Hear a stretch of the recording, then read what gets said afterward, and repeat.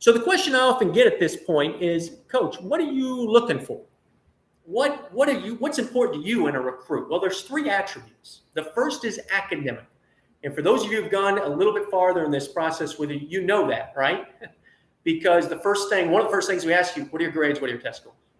All right. Men, you could be the next Pat Mahomes. All right. And if you are, kudos to you. That's great. Or the next J.J. Watt. Doesn't matter what side of the ball. If you don't have the grades to get into school here, I am wasting my time talking to you, and I'm wasting your time talking to you. So the first thing I mention is academics. I mention grades. That's important in terms of what we're doing. Now, there's a second attribute to that. And what that is that you need to value this opportunity. You need to understand this is different than most every other school out there, and you need to recognize that and value that opportunity. That's what we're asking you to do with regards to that. That's important to us, okay? And generally, I can tell that by comparing schools. Am I seeing other peer schools similar to us? Then I know you do. If I don't, then it's a red flag for us in a lot of ways.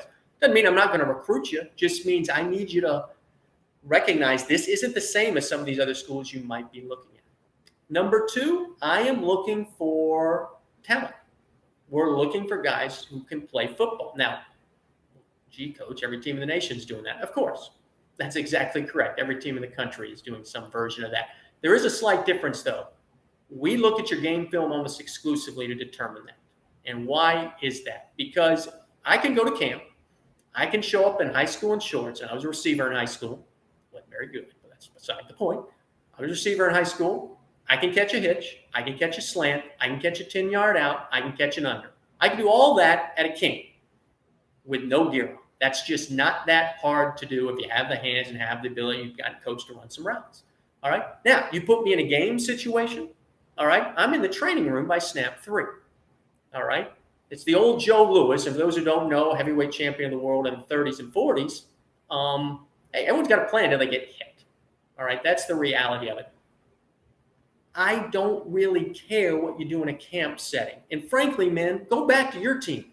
Every single one of you has a teammate, maybe two, who kills it in the weight room, kills it in conditioning, looks fantastic.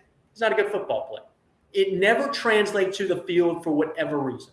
Every single one of you has that. I don't want that guy. I want the guy who plays hard.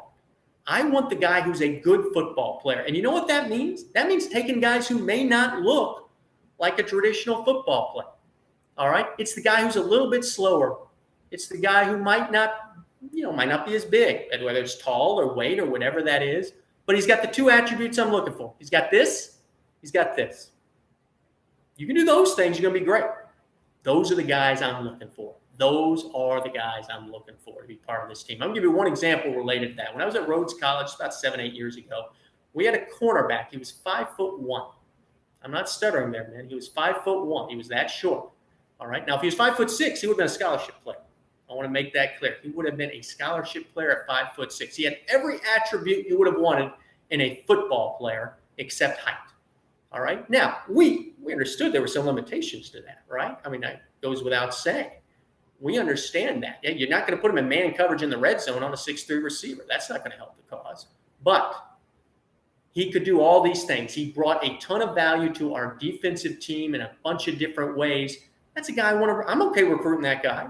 Now, I can't play quarter. I can't have a 5'1" quarterback. There are limitations to this. But my point is we're looking for guys who can play football no matter how they show up into the program.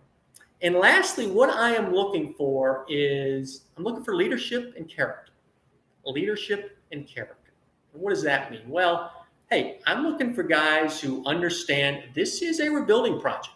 This is going to take some time. I want guys who relish a challenge.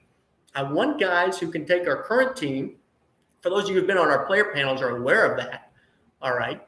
That we got a great group of guys, but who can take that team, which has some talent, and supplement it and lead them into a culture change of what a successful program looks like, which I defined at the very beginning of my discussion.